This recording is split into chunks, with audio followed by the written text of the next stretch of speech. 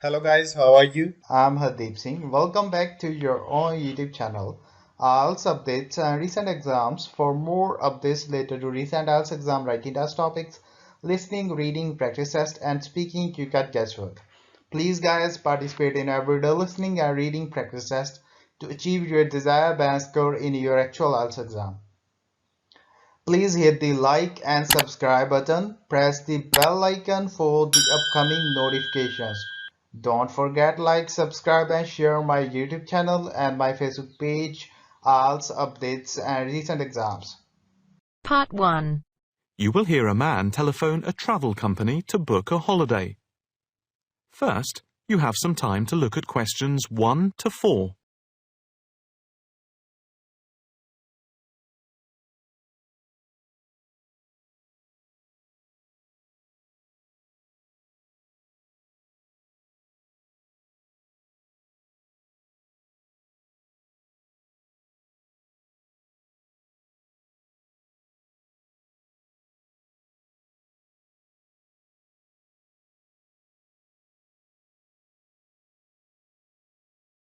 Listen carefully and answer questions 1 to 4.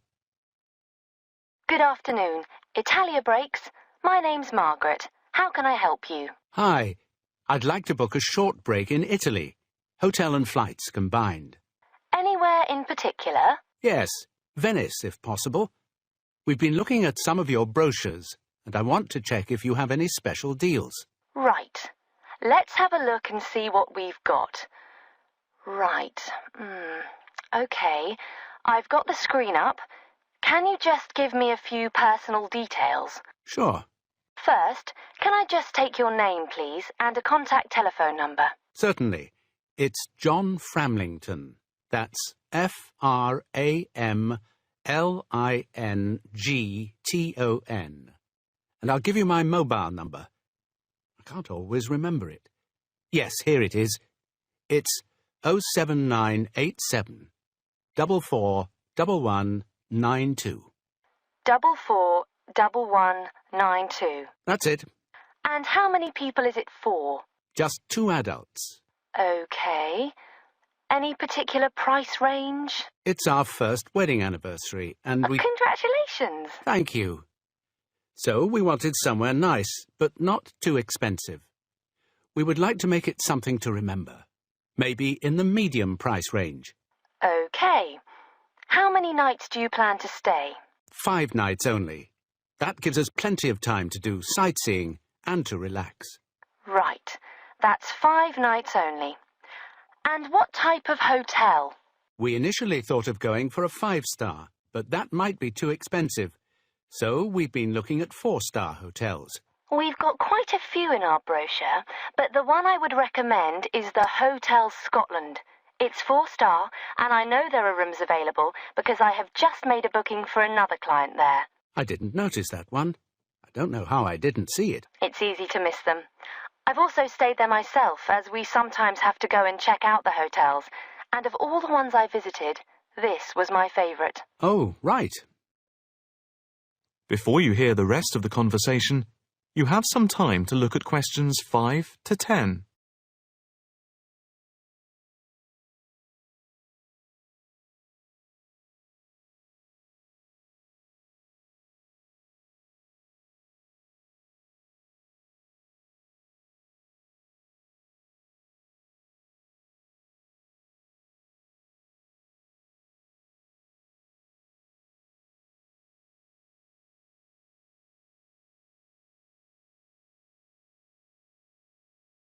Now listen and answer questions 5 to 10.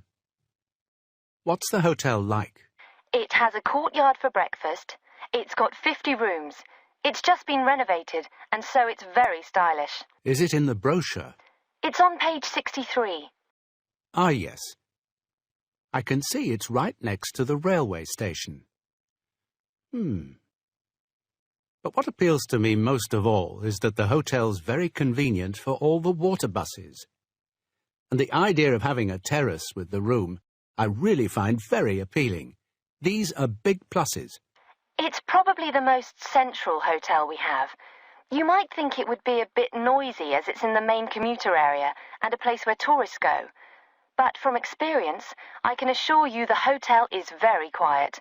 Most of the rooms are facing away from the main thoroughfare. Can you tell me when you'd like to leave? The 17th of March. Coming back on the 22nd. Okay. I'll just check again if there are places available. 2 adults sharing. Hotel Scotland.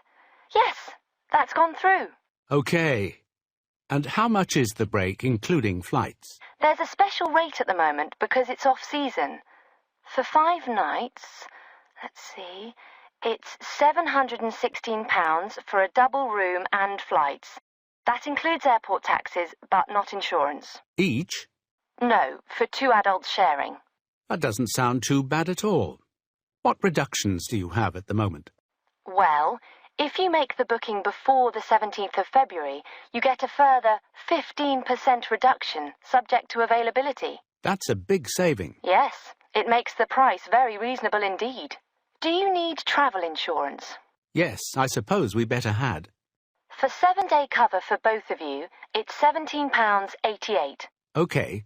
Do you want to book today? I think we should, but can I just check with my wife? Can you hold the booking for me? I can hold it until 1 p.m. Okay, that's fine. I'll get back to you immediately. I'll just give you a reference for the reservation. Okay. It's FAPSJM15. Thanks. I'll get back to you as soon as I can, and definitely before 1 p.m. This is too good an offer to miss. That is the end of part 1. You now have half a minute to check your answers.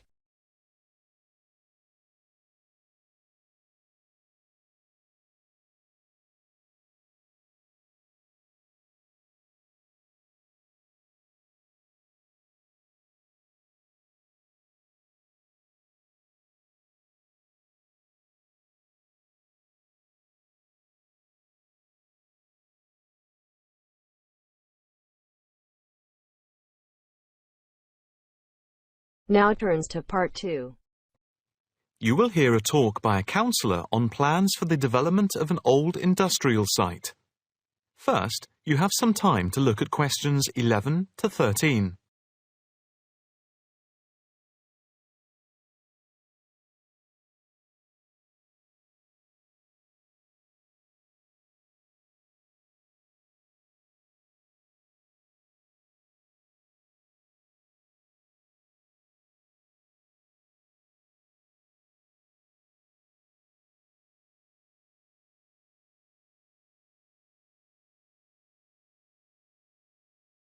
Now listen carefully and answer questions 11 to 13.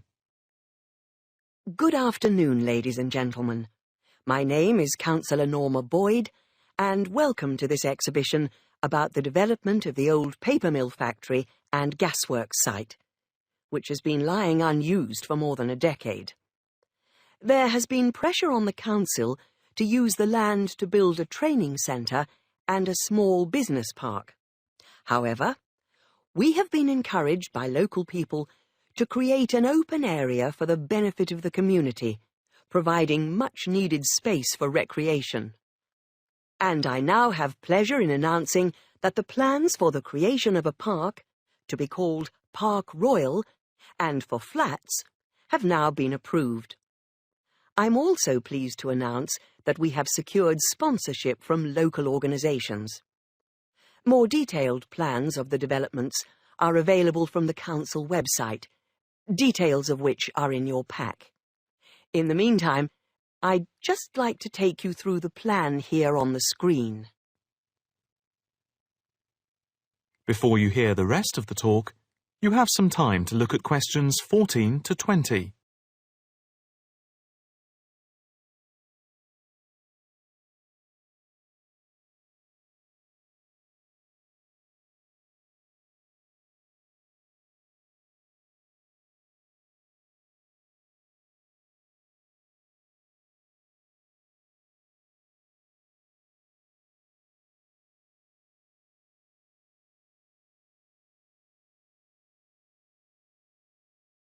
Now listen carefully and answer questions 14 to 20. If we start here at the bottom, you can see Parkside Street, where the main entrance to the park is. On the left of the entrance, in the bottom left-hand corner of the plan, there will be a block of 40 studio flats. On the other side of the entrance, there will be some workshops for local businesses. There will also be another entrance here, on the top right, which leads into Pear Street. Here, in the centre of the park, we will have an ornamental lake with paths radiating north, south, east and west to the different areas of the park. In the top right-hand corner, just by the Pear Street entrance, there will be a large sports area with 2 football pitches and 4 tennis and volleyball courts. Just here, beside the pitches, on the same side of the path, will be an outdoor swimming pool. Now, in the top left-hand corner, a walled flower garden is planned, with a rockery and a water feature, with walkways, seats, and lots of shady areas for the summer. Next to this, a sculpture garden is also planned. Now, let's see.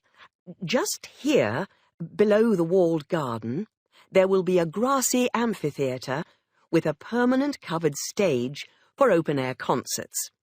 We hope that local schools and colleges will use this theatre to showcase student work. In the bottom left-hand corner of the plan, you can see that above the block of flats there will be a play area for children, and directly to the right of this, just near the main entrance, there will be a wild area. More trees will be planted here, and in the middle will be built an educational centre for use by local schools to encourage children to take care of the wildlife and look after the trees and plants. And finally, in the bottom right-hand corner of the park will be a cafe, opening on to Pear Street. And now for questions. If anyone would like to ask anything, I and my colleagues are only too happy to oblige. Yes, the lady in the front row, if I could have your... That is the end of part 2. You now have half a minute to check your answers.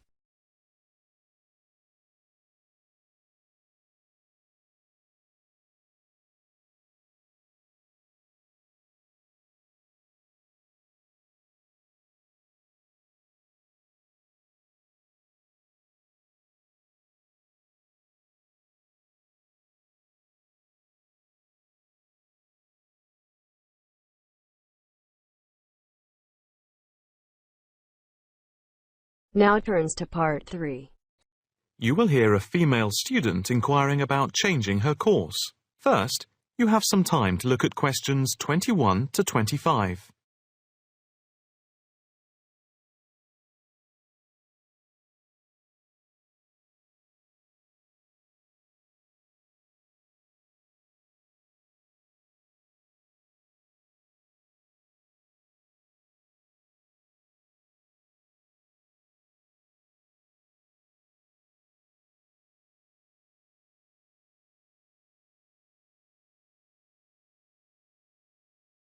Now listen carefully and answer questions 21 to 25.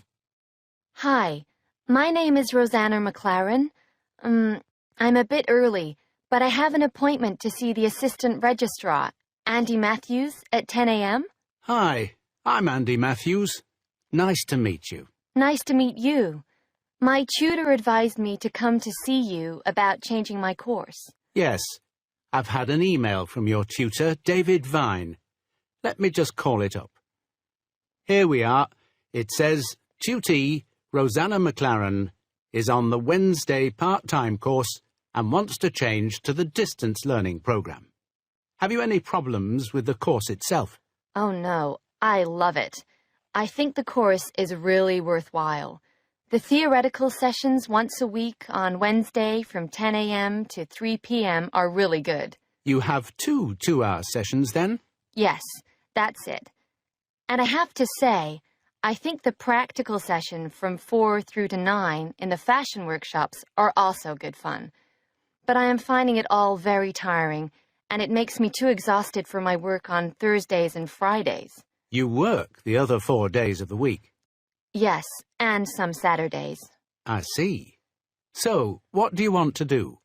I'd like to change to the program with the distance learning component instead of the Wednesday sessions. Yes, that is a possibility. I see from your tutor, Dr. Vine, that he has no problem with this, but you realize it's possible you'll have a different tutor. Yes, I'm aware of that. It's a shame, because he's a very good tutor. What do I need to do now? First, we just need you to fill in this transfer form and the claim form for the reduction in fees. Oh, I didn't realize it was cheaper. Oh yes, it's £1,000 less a year. It gets even better. Can I start the distance learning program from now? I don't see why not. I just need to get a signature from your tutor, which should take only a short time. I'll email it to him now, and then he can sign it and put it in the internal mail. Okay. But I also need to go through with you what is involved in the distance learning program to make sure you are clear about everything. Well, I understand I attend the weekend course once a month, and that I can book a bench in the fashion workshop at any other time. You have a computer at home for the distance learning? Oh, yes. I have the necessary equipment for making video calls over the internet already. It's the flexibility of the distance learning over the internet that is very useful. And what makes it even more interesting is that I don't have to spend a lot of time traveling to and from the university on the Wednesday. I can adapt it to my own routine, as I will be able to do the theory over the internet from home when I want. The same is true of booking a tutorial online, using Skype. Yes, it is amazing, isn't it? It's in its infancy, but it's been up and running for a year now, and it's going rather well. Can I just ask if it's possible to have a face-to-face tutorial at any time as well? There is no reason why you shouldn't be able to. Before you hear the rest of the conversation, you have some time to look at questions 26 to 30.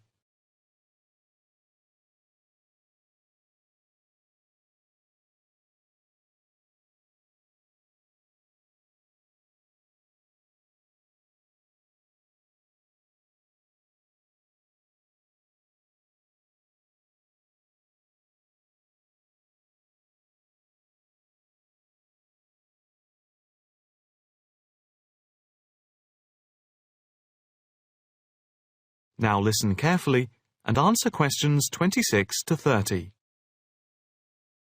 What about the assessment for the distance learning? I take it that it's the same as for the other program? Let me see. Each month you are expected to keep a written course diary and to present a seminar paper, and at the very end of the course there will be a written exam which will account for 30% of the total marks. What about the coursework? How much does it account for? The design portfolio, which you need to present at the end, accounts for 50%. I would point out just one thing, and that is that on the distance learning program, some tutors like to see the design portfolio twice each term to make sure you're on the right track. But of course you can take it in at any time to show your tutor. And as part of the assessment for the portfolio, you have to present at least one fashion item at a fashion show at the end of the course. Is there anything else? No, that's it. Thank you for all your help. No problem. Hope it all works out well for you now. That is the end of part 3. You now have half a minute to check your answers.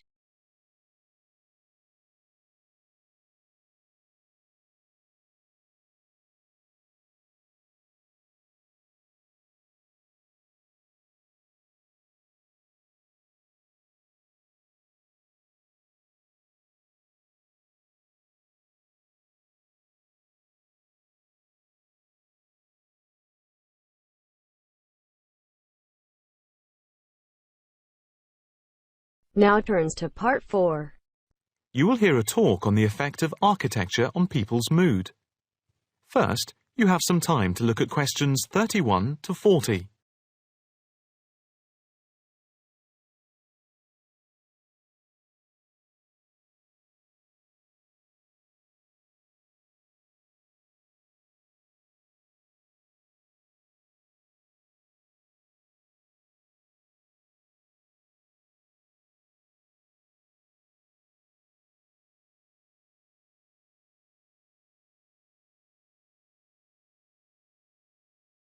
Now listen carefully and answer questions 31 to 40.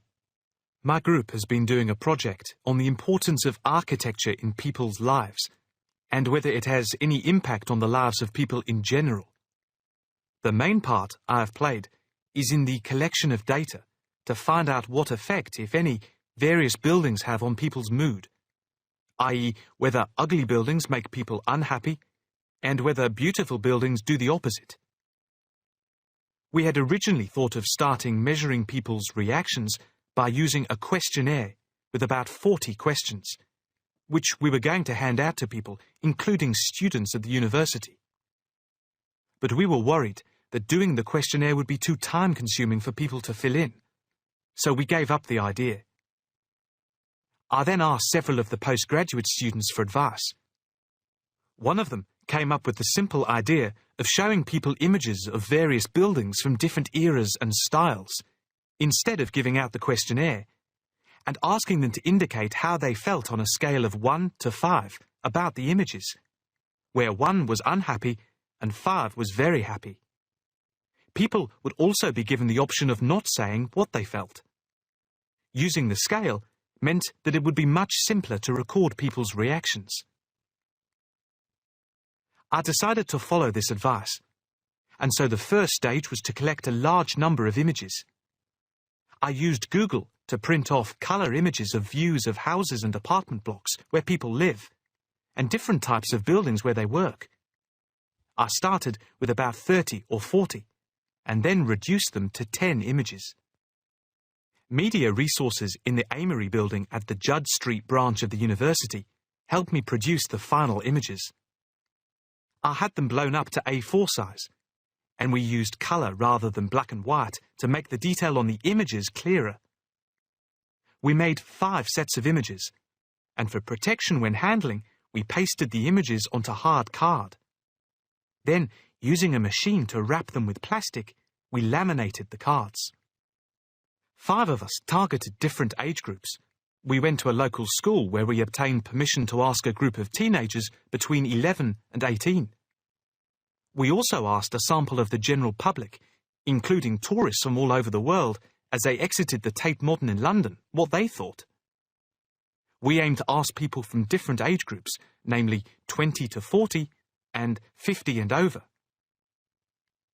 What our group learnt most from the project was first of all the value of teamwork. And secondly, we found that we had to appoint a leader to stop us pulling in different directions and falling apart. So this turned out to be an invaluable lesson for all of us. As to the findings, for us they proved intriguing. In the end, the sample consisted of 311 respondents. I thought initially that people wouldn't be interested in taking part. With the youngest age group, their reaction was very mixed. It was clear that the youngest group had no pattern of preference at all, as they frequently gave no reaction to the pictures. For the 20 to 40 age group, we found that they tended to score more in the middle range, around 3. We found that out of the 3 groups, the most likely to be favourably affected by the images, that is, they were more likely to score the images as 5, were those aged 50 and above. And nobody in this age group failed to say what their reaction was, which was unique for the 3 groups. In total, I have to say that about 71 people indicated that they had no reaction at all to an image. Our general conclusion is that we need to find out more about why people react as they do, by perhaps giving them a chance to give reasons for their decisions. I would like to finish there, and give my teammates a chance to add anything I've missed, or take any questions or suggestions. That is the end of part 4. You now have half a minute to check your answers. So guys, don't forget like, subscribe and share my YouTube channel and my Facebook page, IELTS updates and recent exams. For more updates related to recent IELTS exam writing test topics, listening, reading, practice test and speaking, you got guesswork. Please guys, participate in everyday new IELTS listening and reading practice tests to achieve your desired band score in your actual IELTS exam. For more IELTS material, visit my official website www.ieltsupdatesandrecentexams.com. The link is given below in the description. If you need PDF files of latest IELTS material, then please join my Telegram channel. So guys, please write your score below the comment section. Again, thanks for listening. God bless you all guys. Stay tuned, stay safe.